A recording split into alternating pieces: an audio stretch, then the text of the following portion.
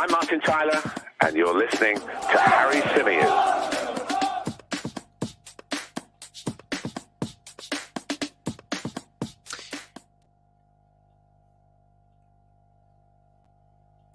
Hey everybody, how's it going? Welcome back to the Chronicles of a Gooner, the Arsenal podcast, part of the 90 Min Football Network. I've got no idea what happened with the intro there, but we're back, I think. Let me know in the chat if all is good. Give us a thumbs up. Would love to hear from you.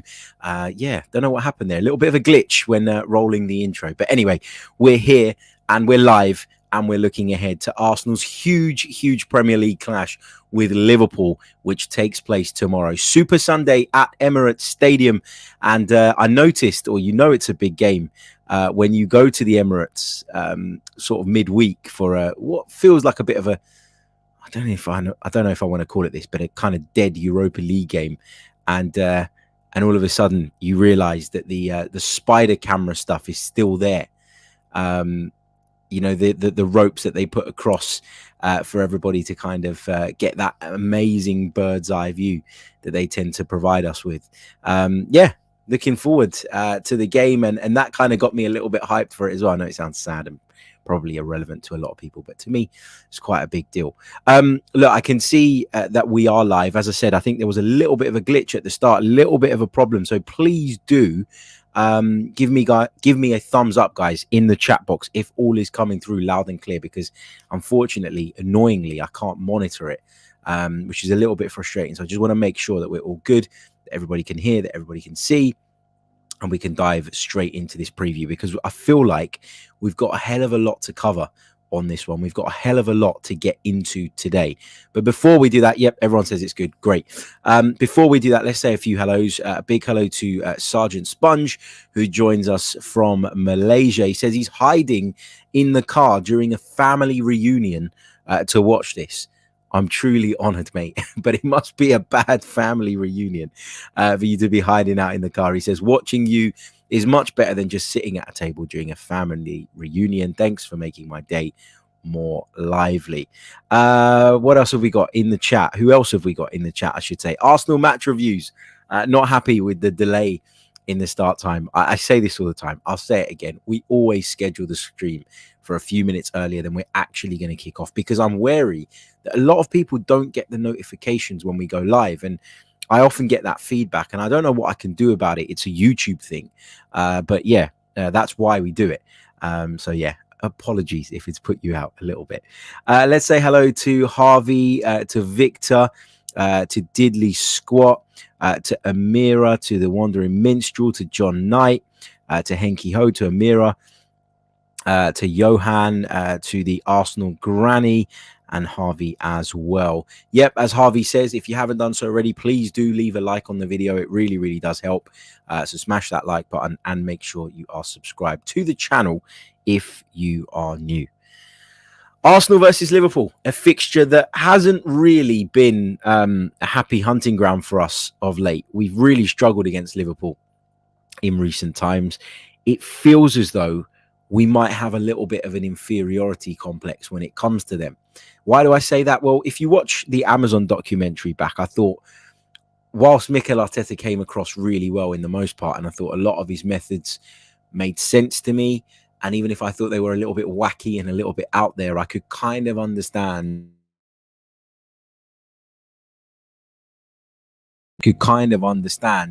Even if I thought some of those methods were a little bit strange, what he was trying to do, what he was trying to achieve.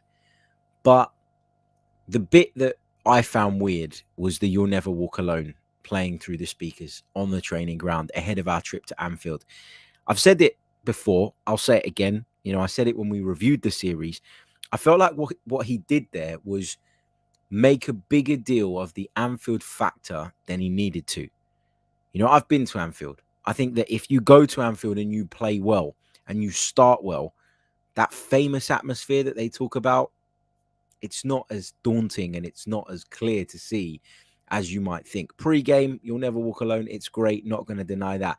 But in-game, if you go there and you play well and you start well and you weather that early storm, it's not that difficult to kind of calm that crowd down. And it's not that difficult to then start sort of feeling your way into the game. So when I watched the Amazon doc, the thing I said about Arteta's decision to do that was that, in my opinion, he had created a bigger deal of something that didn't really need to be that big an issue. I felt like he'd planted that seed in players' minds that meant that when they did go to Anfield and maybe the volume did go up a little bit, that they would see it as a problem, when actually I think the focus should have been on probably trying to block that out, as opposed to sort of, I know, look, people say be prepared or prepare to fail. I know people say that. And yes, you should be prepared and you should be meticulous in the way you build up to these things and in the way you set your stall out. But I do think that we made, as I say, too much of that, and it caused us a problem when we actually went there. But anyway, look, it is what it is. That's water under the bridge. But the point I'm trying to make is that there is a worry in my mind that we've got this mental block against Liverpool. I think we're going to learn a lot about the maturity of this side, not necessarily based solely on the outcome, on the result. Look, the result, if we can get it, would be great. And obviously you want that, okay? There's no question about that. There's no denying that. But what I think is really important is that we go out there and we play our game and we take it to them and we pressure them and we go toe to toe with them. And we do our utmost to kind of make that point that we're not scared of you. We are the Arsenal. We're top of the league at the moment. You're the ones who have had a difficult start to the Premier League season, not us. And we're going to go out there and we're going to play like that. That's really, really important to me. The result, obviously I want the win, obviously. I said to you guys earlier in the week that I'd be content with a draw just because we beat Spurs. And I said going into those two games that I wanted at least 4 points from that, which I think is a fair return to ask for, given that both games are at home. So, yeah, the result is important, obviously. And if we did get the result that we want, then it would make a real point to everybody else that's looking from the outside and saying, well, actually, Arsenal are not all that good. Actually, Arsenal are definitely going to fall away. I don't think we're going to win the Premier League title, but I tell you what, we would make a real statement here if we could beat a Liverpool side, in form or not, because of the chasm and the gap that there's been between these two sides. But interestingly, and this is a stat that maybe will catch people by surprise, if you look over the last year, when obviously Liverpool have been formidable, Manchester City have been formidable, and Arsenal have been nowhere near the Premier League title, nowhere near at the very top of the table.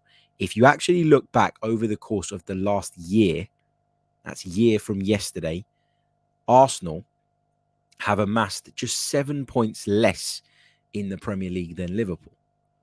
So is the gap in terms of our overall performance and overall level of consistency as big as maybe we make it in our minds? I don't think it is. And I think that's something, if I were Mikel Arteta, that I'd be showing to the players. I'd be saying to the players, look, you may have in the past felt like when you come up against Liverpool that there was no hope, that there was no chance, that there was no competition in terms of the level between them and yourselves. But actually, when you look in terms of overall consistency over the past year, Arsenal have been much closer to Liverpool than people think. So you don't have any reason to go into the game with that inferiority complex. There's no reason to go into that game without confidence being sky high. As I say, we've had a great start to the season, and that needs to play into our psyche. We're going to talk about the tactical side of the game in a little bit. How should we approach this? Because I think a lot of the problems that I predicted or envisaged or was worried about going into Spurs in terms of being caught on the transition, I think a lot of them are relevant here as well. But I also think that Liverpool are much more inclined to play on the front foot. They're much more likely to press us high up the pitch. They're much more likely to try and impose themselves than Spurs did, who came and, let's be honest, were happy for as long as possible just to stay in the game. Small club mentality, you might say. But yeah, I want to get into all of that, and we will. We're going to talk about Liverpool's tactical approach. Will they revert back to the 4-3-3 that served them so well over the years, or will Jurgen Klopp persist with the slightly different system that he picked in Europe the other night against Rangers, when it looked a little bit more like a 4-2-3-1, maybe a 4-2-4 at times when Liverpool were in possession? We'll get into all of that. I'll be giving you details on how you can become a Chronicles of a Gooner premium member and get access to our premium content, the next piece of which is coming out on Monday. There's already 4 bits of premium content available to our members there, and there'll be another one dropping of course, on Monday. Yeah, let's dive into the stats then, leading into this game. How is it looking? Arsenal versus Liverpool. I've said to you already that the recent past doesn't exactly fill me with confidence, and you can see that here. If you look at the last meeting at Emirates Stadium on Wednesday, 14th of March, Arsenal were beaten 2-0 by Jurgen Klopp's side. We were beaten 4-0 at Anfield earlier on in that season. We lost at the Emirates the season before by 3-0. And in that same season, we were beaten 3-1 at Anfield as well.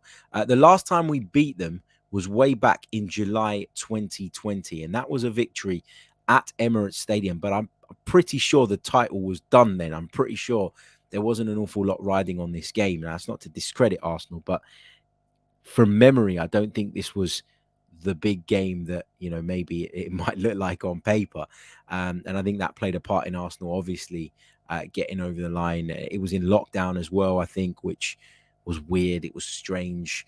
I don't know how much you can really look into those results, but the point is that we've only beaten Liverpool once in the last 5 league meetings, which isn't good enough for a club of Arsenal's stature and Arsenal's size.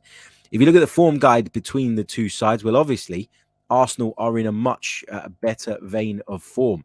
You only have to look at this to see that. Liverpool have drawn their last 2 Premier League games.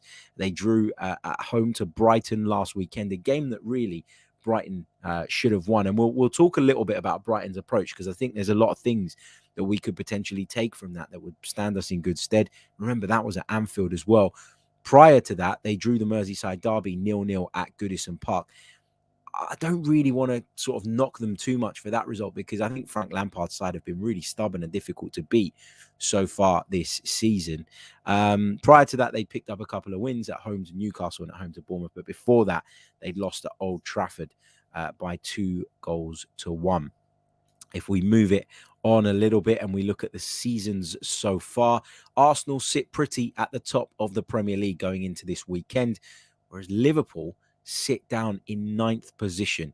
They've only won 2 games so far this season. Arsenal have won 7. If I'd have told you at this point in the season that Arsenal would have won 5 more Premier League games than Liverpool, you'd have laughed at me. Arsenal have drawn none. Are we drew a draw? Is it time for us to... I said drew a draw. Are we due a draw? I don't know. Liverpool have drawn 4 games this season, which suggests that they're kind of draw specialists this time around. Both of us have lost just the 1 game. Average goals scored per match, interestingly, despite being, 8 positions, I beg your pardon, behind us, Liverpool have actually scored an average of more goals per match, 2.57, in comparison to Arsenal's 2.5. But our defense has been really solid. We've managed 3 clean sheets and we only average conceding 1 goal per match. Liverpool, according to the Premier League website statistics as well, create more chances than us, which suggests that we've been much more efficient, not just at the front end of the pitch, but at the back end of the pitch as well. Our biggest win was that 3-0 victory away at Bournemouth. Our biggest defeat was a 3-1 loss at Manchester United. Liverpool have beaten someone 9-0, remember, at Bournemouth. And that is why their average goals scored per match is so high, given their position in the league. But they were beaten as well at Old Trafford. They lost 2-1, however. Okay, so those are some of the stats. Those are some of the facts going into this game. So how would I line up against Liverpool? What would be the approach? What's the plan of attack? What should be the plan of attack, in my opinion? So my team, I think, picks itself. I don't think I need to really explain too much about this. I think the selection should be Ramsdale in goal, White, Saliba, Gabriel and Tierney, not Zinchenko, who, by the way, didn't train in the early part of this week. Now, we don't know what the situation is with him. As always, Mikel Arteta was very coy and didn't give anything away with regards to who's fit, who's not. But I still would go with Kieran Tierney anyway. My midfield would be Partey, Odegaard and Xhaka, with Martinelli on the left, Saka from the right, and Gabriel Jesus down the middle. So why have I gone with Tierney over Zinchenko? Well, I would have gone with Tierney going into the North London derby as well, because I was really wary and mindful of Spurs on the counter attack. But you know what? Credit to Mikel Arteta. He said, screw it. This is the way I want to play. I want to dominate the midfield. I want to be in control. I want to be the team that controls the tempo, the rhythm, everything. I want us to have the ball. I want us to be the team on the front foot. And so he put Zinchenko in there. And obviously, as he does, Zinchenko was stepping into midfield, stepping into that inverted position, getting on the ball a lot around about the halfway line and trying to influence the game that way. Lots has been made of Spurs' openings in the first half in that North London derby, and that maybe if they got one or two passes right, they might have been in and they might have been in a position to, to cause us problems. But I mean, if my aunt was a man, she'd be my uncle. Like it feels a little bit irrelevant to me, like to listen to, what ifs and buts and stuff around Tottenham's quality of passing. Ultimately, Arsenal took a calculated gamble and a calculated risk. Mikel Arteta would have been well aware of Spurs' counter-attacking threat. He would have been well aware of the holes and spaces that his team were probably going to leave. And he'd have been well aware of the fact that Saliba and Gabriel at times were going to have to go out wide and confront Spurs attackers. But he took that gamble on the basis that he felt that the greater advantage was to be gained if Arsenal had all of the ball and if Arsenal were the ones in control and in possession. Now, I think that was an easier decision to make against the Spurs side that are going to sit back and protect their penalty area. I was talking to Julien Laurens yesterday on the 90 Min football show, and he was saying that at the game against Spurs, he was sitting sort of right in line with Antonio Conte's back five in that first half. And what he saw was a really well-organized unit, but a unit that didn't really show any ambition in terms of stepping up the pitch, getting out, and trying to squeeze Arsenal back the other way or push Arsenal back the other way. They were quite happy and content to play in that area. But against Liverpool, I think this is a tougher call. And what I mean by that is, obviously, the left-back situation. If you go with Kieran Tierney, I think defensively he's better. Okay? I don't think... Some people would disagree. I don't think there's any question that in a one-on-one defensive situation, you would rather have Kieran Tierney than Alexander Zinchenko. But can Kieran Tierney join the midfield as effectively as Zinchenko? Can he help dominate possession in the way that Zinchenko can? No, he can't. I think he's got better at playing the inverted fullback role. I think the more we see him do it, the more familiar he becomes with it, and the more you can understand sort of the benefit of it for him as well. But defensively, I think you do lose something. You do take a bit of a risk. You do take a bit of a gamble. And I think that gamble, obviously, against Spurs, the decision to play Zinchenko, it worked on that day. It worked on that occasion. But I'm not sure you get away with that every time. And I look at Mo Salah and I see someone very, very different to what we came up against Spurs. Now, they've got Son, they've got Richarlison, but such was the demand on Richarlison to get back and defend at every given opportunity. He very rarely found himself on that right flank being able to isolate one player. Now, it happened a couple of times. It happened a couple of times where he got in behind on that right-hand side. It happened a couple of times where Spurs, as I say, could have opened us if they played the right pass.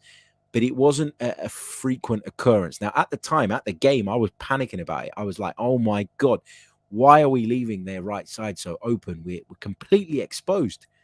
But when I came back and watched the game back with a calm head, actually, I didn't think that they were anywhere near as effective at exploiting that as they seemed at the time.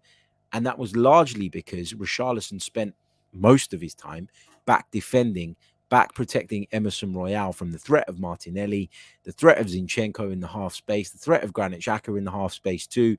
And so, he was limited. Liverpool won't play that way.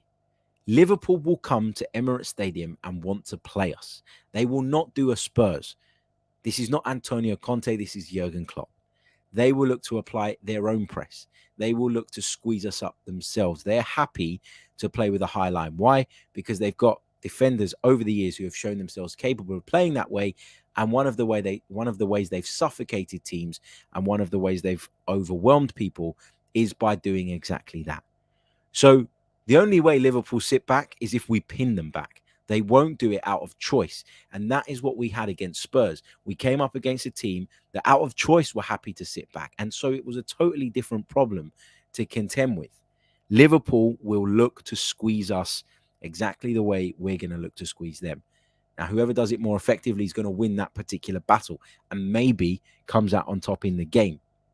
But I just think that given Mo Salah is probably going to play like a forward, not a winger, he's like a striker that plays from the right-hand side. I think that Kieran Tierney is the better option.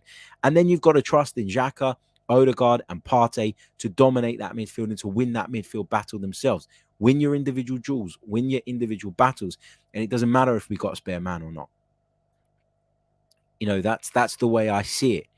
You've also got to think about what Liverpool have got on the other side. You know, Ben White is going to have to play slightly differently as well because Luis Diaz is a real threat, a real danger. We know how much he likes to cut inside. Will it be Tsimikas or will it be Robertson on the left? I don't know, but whoever it is, they want to overlap. And we know that Trent Alexander-Arnold is a big threat down the right-hand side. He's been absolutely slaughtered in the British media over the last few weeks for some of his defensive lapses. But going forward, he's as good as anyone in the division. And you cannot afford to let him pick up balls in dangerous areas. You cannot afford to leave him to have time on the ball. And so Martinelli's going to have to do some defending as well. It's going to be really, really fascinating. There are so many individual battles that will ultimately, I think, have a big part on the outcome of this game. I don't think it's as simple as the two managers and what approaches they have, because I think there are a lot of similarities in the way that they want to approach the game. And so it's who does their bit better more than one system being victorious over another. I really do think that. So yeah, gonna be really, really interesting. But you got to stop their fullbacks. You've got to stop the likes of Salah and the likes of Luis Diaz coming in from the wide areas. And if Darwin Núñez starts up front, then we've got a different type of Liverpool striker to deal with. We've got a Liverpool striker with a real big physical presence, someone who's powerful in the air, somebody who also has the pace to run in behind as well. And so, you know, you have to be really aware of this team. You have to be on your game. Will they play Firmino? Will they find a way of getting Firmino back into the team? Maybe. He's notoriously been very, very good against Arsenal, as has Jota. Constantly scores against us. Will he play? Don't know. And that comes on to that next question about Liverpool and the way that they're likely to set up. They have been playing a 4-3-3 for as long as I can remember under Jurgen Klopp. But we saw midweek a slight tweak in that system. Did he do it against Rangers because he felt that he could get away with it and it was a way of breeding confidence into the side? It was a way of making the roles of some of those players a little bit more comfortable? Maybe.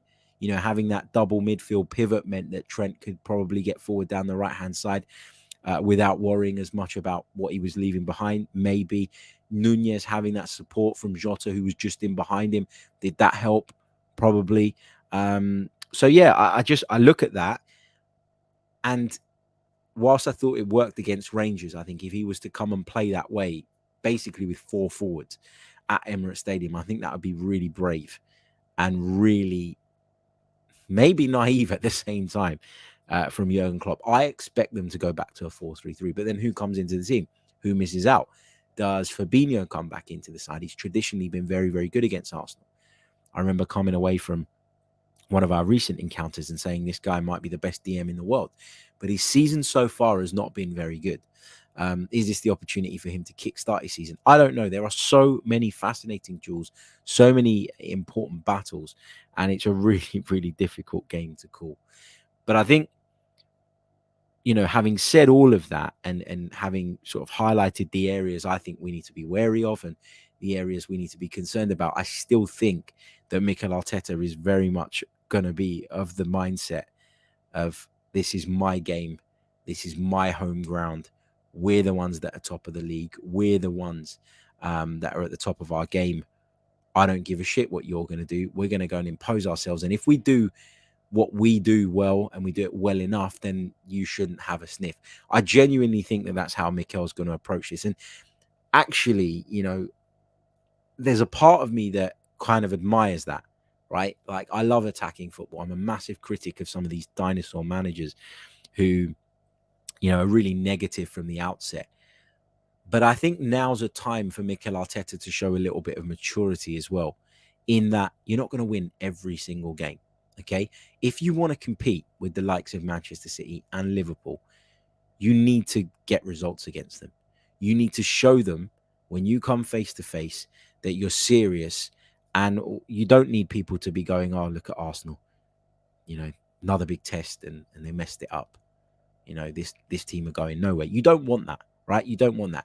Now, obviously, when you talk about a game where there's two teams jam-packed with quality, these games can be decided by fine margins. And so if you lose 1-0, it doesn't mean that all the work you've done so far has been bad or poor or useless or there's been no progress. As I say, these games can be decided by the finest of margins. But what you need to do is make sure you give a good account of yourself. Make sure the commitment levels are there, and make sure you make a right go of it. And I think Arsenal can make a right go of it this time. Am I confident we'll win? No, I'm not. I think a draw is probably the most likely outcome. I think this is a game that neither manager quietly will want to lose. And what I mean by that is, obviously no manager wants to lose, but what I mean by that is I think that the need to not lose slightly outweighs the want of a win, especially I think in Liverpool's case, where if they lose, I think their title hopes are done anyway. I think that City are going to be way too strong, but they'll be definitely done if they get beaten here. I think serious questions will start to be asked of their transfer policy if they get overrun in midfield in particular and get beaten. I think Jurgen Klopp could do without the pressure, and I think he'll come here, and while he'll want to impose himself and play his game, I think there will be this kind of nagging voice in the back of his mind telling him, better off not losing this than risking trying to win it and getting done with a sucker punch. That's how I see it. I think that this is so tight, and I think that if you asked both managers now quietly, behind the scenes, they'd probably tell you that I'd be not happy with a point, but maybe content with a point. And I always fear with Mikel Arteta that he gets caught up in the emotion. Like, he makes changes based on emotion. He makes tactical tweaks based on emotion, and sometimes out of desperation to win the game and maybe silence the people that have been super critical of him since he took charge of the club. I don't know where it is, where it stems from, what it is, but I think there is a time, and maybe tomorrow is that time, where Mikel Arteta just needs to show a bit of maturity and just needs to rein it in a little bit in order for us to get a result that benefits us in the long run. I thought when we conceded the equaliser against Spurs last week, we were a little bit naive in the lead up to conceding that equaliser. Having taken the lead, I thought we were a little bit naive in the fact that we didn't just drop off a few yards, and we didn't just,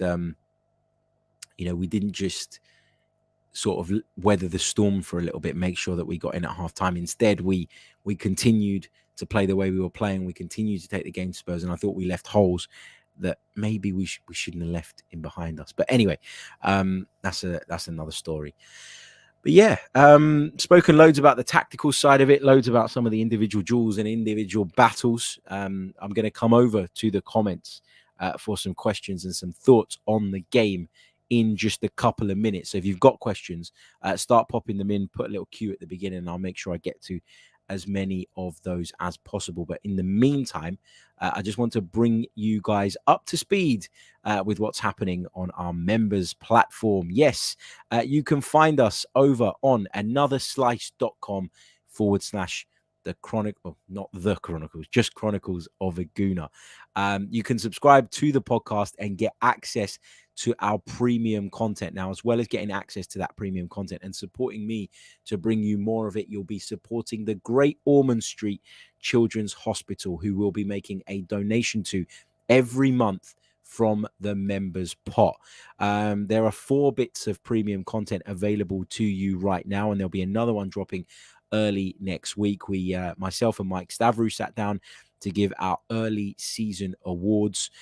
Jamal Fifield, Boreham Wood Central defender, joined me to talk Arsenal because he's a big Arsenal fan, but also about the life of a footballer in the lower leagues and how different it is, and some of the challenges they face that maybe go under the radar. We talked about falling in love with Arsenal and the birth of the podcast, myself and Mike Stavrou. And last week's piece, or this week's piece, was the importance of Thomas Partey and patience. Now, Jamal is joining me again this week on Tuesday, so we'll record a members piece of content there, but we'll also put one out for the wider audience as well. If you subscribe for £6, you get access to all of this, and of course, a chunk of your subscribers' cost on a monthly basis, as I say, goes to the Great Ormond Street Children's Hospital. I figured this would be a good way of making that donation and contributing on behalf of the podcast. We've got a big platform now, right? On audio, we've got loads of you subscribed. We've got loads of you subscribed here on YouTube. And I want to do something to give back. And as I've said to you guys before, that is a charity that's very close to my heart because of the way they looked after my daughter when she was first born. And if we're going to make more content in order to facilitate that, then let's do it. Also, the first 100 of you that sign up will go into 2 prize draws as well. You'll be getting an email in the coming days if you've signed up, giving you details and information on that as well. The link is in the description below. What you need to do is go over to anotherslice.com /Chronicles of a Gooner. If you go to the top of the page, create account on the website, not the app. Create account on the website, subscribe via the website, and then download the app. There's a new version of the app which has just come out, which has fixed a couple of little bugs that there were initially. And you'll be able to log in from the app with your credentials that you've just created and then be in and have all that content at your fingertips. There's some really cool new features coming on the Another Slice app in the coming days as well. I've been speaking to the creators recently, so more to come and more for you guys to benefit from. Okay, we're going to take a very, very, very, very, very short pause, and then we are going to be back and taking your questions, and I'll be sharing my prediction towards the end of the show.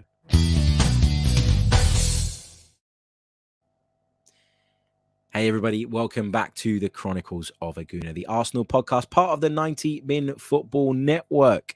Okay, let's take some of those questions. Let's take some of your thoughts from the live chat. Let's take this from Matt, who says, Harry, who do you think will be our most important player tomorrow?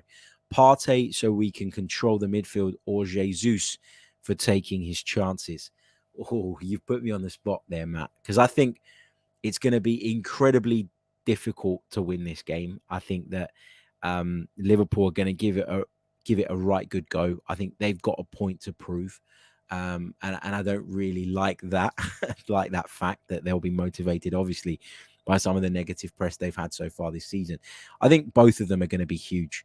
Partey, because of that control that he brings us in the midfield, the ability to break lines, and the stability that he brings from a defensive standpoint. I think he's key. As you've just seen there, one of the members' pieces of content is the importance of Thomas Partey, because I think he's huge. I think he's the most important player. He's the most irreplaceable player in that starting 11 as well. I genuinely think that. Gabriel Jesus, I think, obviously has a big part to play. Look, if the chances come his way, he's got to take them. One of the criticisms that he's had throughout his career is that he's not always been as clinical as maybe he needs to be. And I think at times we've seen him spurn chances for Arsenal as well. But what I would say is he gives you so much in terms of work rate, in terms of the way he can interchange positions with those in and around him, and in terms of the way he really leads the press and sets the tone, that you can almost forgive that a little bit. Look, if you told me that one of them was going to be out, so if you told me that we had to be without one of them, this is really, really tough. But I think I'd rather be without Jesus than Partey, just because, not because I think Eddie Nketiah is anywhere near Gabriel Jesus, by the way, but I feel like the midfield is so important. I think Eddie Nketiah can press. I don't think he's got the quality on the ball that Jesus does, but he can press. And then, therefore, your system and your approach doesn't change all that much. I just think when we haven't got Partey in the midfield, there's a reluctance to play through that deep-lying midfield player. And that then changes our game. It forces us to go a little bit more direct, a little bit longer, go out to the flanks a little bit earlier. And I don't always think that works for us. So, yeah, really tough. But based on what I've just said, I think Partey just is the most important player. Sergeant Sponge says, who do you think we have to watch out for most from Liverpool? There's so many players. Luis Diaz has always impressed me when I've watched him. Obviously, the obvious one is Mo Salah on the other side. If Nunez plays, you've got to watch out for him. You've got to watch out for Jota. Whether Firmino plays, he's always a problem for us as well. Thiago Alcantara, if he plays in the midfield, likes to get on the ball, likes to dictate things, and we have to stop him doing that. Trent Alexander-Arnold, when he gets forward, is incredibly effective. The same with Robertson or Tsimikas on the other side.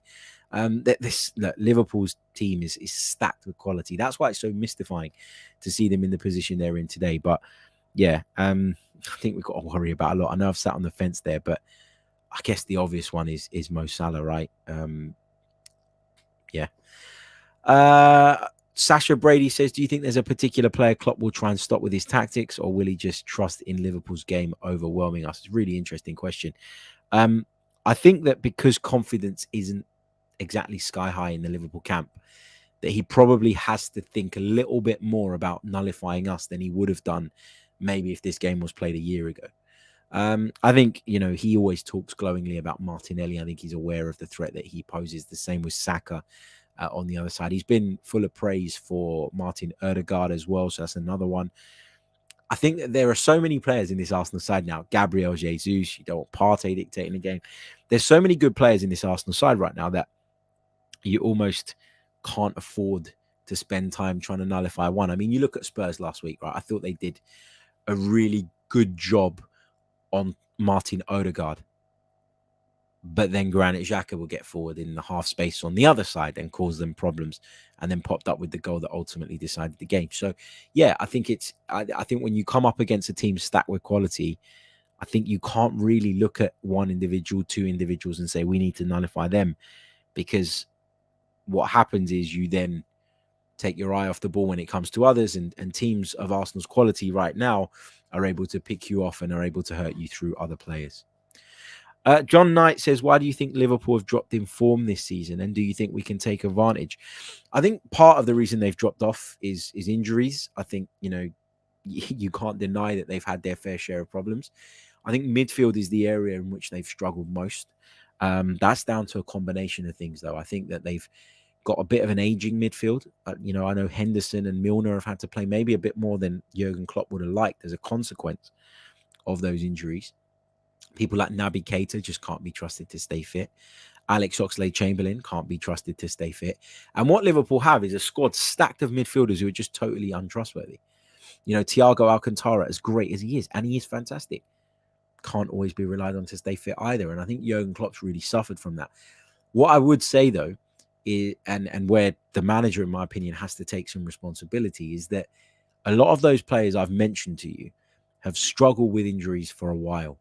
So did you need to go and drop 80 million pounds on a striker when you probably could have dropped 50, 60 million pounds on a striker, but also got yourself a midfielder who's robust, reliable, and who can freshen things up in that department? Harvey Elliott is great.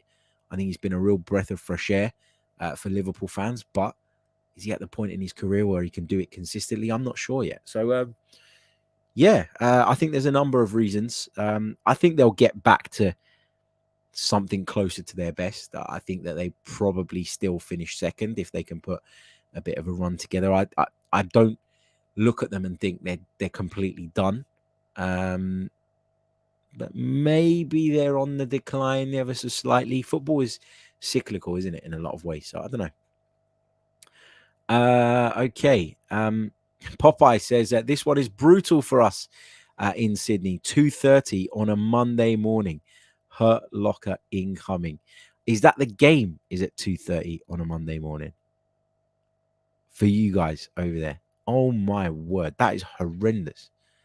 That is horrendous, because it means it won't be done till 4:30, and 2:30 is like probably too early to get a decent night's sleep and then get up for. Like if the game was starting at 4:30 and you went bed at, I don't know, 10 o'clock, you could probably live with that, and then just get on with your day. But yeah, it's an annoying time, really annoying time. But that's why I always say people are entitled to the same level of respect wherever they watch Arsenal from, whether you're at the games or not, because there are people on the other side of the world that are staying up till all hours. to watch the Arsenal, and that is tough, my friend. So fair play to you guys. Sergeant Spun says, how many signings do you think we're competing? How many signings do you think we are from competing for the title? I think title talk is premature. I still think we probably need another 2-3 players to be able to give it a good go, and of a very high caliber, obviously. I'm encouraged by the business we've done. I'm encouraged by what Fabio Vieira has shown us, the fact that Tomiyasu isn't in the side but can offer us something at the moment. Zinchenko is a good squad option, but he's had his injury problems this season, which I didn't really foresee, by the way. It's been a little bit disappointing. I still think we could do with another striker. I still think we could do with another winger and another central midfield option. They would be my priority areas as well. Let's see what else we've got. Popeye says, yeah, correct. 2:30. Oh, awful time. Awful time. As Wandering Minstrel says, respect to the Aussie Gooners. My hat off to you guys. Miklos says, do you think we should have Tomiyasu instead of White on the right side when Darwin Nunez will play? No, I think that Darwin Nunez, if he plays, will play through the middle, and that will primarily be the responsibility of our centre backs. And I think that both of them are equal to that task from a physical standpoint. I just think Ben White is still not convinced a lot of people. Is the kind of narrative, or is the kind of conclusion I've come to over the last sort of few weeks, just reading some of the comments about him. And this is not based on you, Miklos, but I think Ben White has been one of our best players. Like, genuinely, he's been so good at right back. He hasn't put a foot wrong. It's been superb. And in the last few weeks, especially, he's added a lot more to his game going forward. I just don't see any reason to drop him.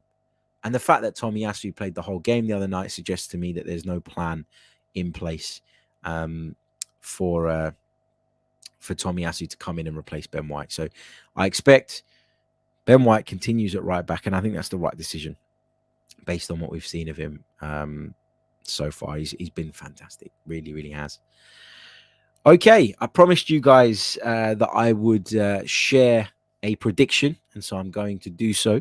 I've said to you that I don't think Arsenal win this game. Or no, let me rephrase that. I've said to you that I'm not confident Arsenal win this game. I don't think you can be confident against a side of Liverpool's quality. I think it's one that you should always be wary of. And we know that if we're if we're right at the top of our game, then we've got a chance of winning it. You can't afford mistakes against a side of Liverpool's quality, regardless of their form. That can go out of the window in games like this. So my prediction is a 1-1 draw. I've been saying 2-1 to the Arsenal everywhere else because I've been feeling really, really confident. But I kind of tend to do this to myself before games. And maybe I do it on purpose. Maybe I try to lower the level of expectation in order to subsequently lower the level of disappointment if we don't get what I want from the game. But the more I think about it, the more I sort of break it down, the more I look at the quality that they have at their disposal, the history of the fixture, the complex that Arsenal seem to have when it comes to Liverpool in recent years. I think a 1-1 draw is probably the most likely outcome. I think a draw is the most likely outcome. What I will say, though, is if Arsenal can get over the line, I think that does a great deal in terms of getting rid of that inferiority complex, in terms of, starting afresh, in terms of making that statement. I think all of that is so important. But we'll see. So, that's my prediction. A draw between these two sides at Emirates Stadium. I do expect a highly entertaining game, though, between two sides who will no doubt want to take the game to one another. Guys, if you could please leave a like on the video, it really, really does help. Let's try and get up to 100 likes. That would be amazing. Also, if you haven't subscribed to the channel, what are you doing? Arsenal fan or not? We chat a lot of Arsenal, mainly Arsenal, but we do from time to time touch on other subjects as well. And we'll certainly be doing more of that over the course of what remains of this season. I'm really looking forward to it. We'll be bringing you World Cup stuff as well. I'll be bringing you some sort of daily content around the World Cup, which I haven't really been looking forward to because of when it is. But I think once it starts, we'll all be fine. We'll all be up for it. There'll be World Cup content to come as well. So whether you're Arsenal, whether you're not Arsenal, because I can see there's a lot of non-Arsenal fans in the chat today, please do subscribe to the channel. It really, really helps me Really, really helps the channel grow. I beg your pardon. And of course, if you're listening on audio, then please do leave us a review as well. If you want to sign up and become a Chronicles of a Gooner member for access to our exclusive content, as well as to support the podcast, but also, and more importantly, the Great Ormond Street Children's Hospital, you can do so following the instructions in the description below. I'll be back very, very soon with more. I'm at the game tomorrow for BBC Radio London, so I'll try and bring you guys some instant reaction content from the press box, maybe down the side of the pitch, something like that, something a little bit out of the ordinary, something cool if I can. And yeah, really, really looking forward to that. So I'll speak to you guys all tomorrow. A bit of instant reaction, but I'll also bring you as well a full podcast tomorrow evening when I get back from Emirates Stadium, so that our audio listeners have it nice and fresh in their notifications in the morning when they get up on Monday to go to work, hopefully with a smile on their faces. Catch you all soon. Until next time, take care. All the best. Goodbye. I'm Martin Tyler, and you're listening to Harry Symeou.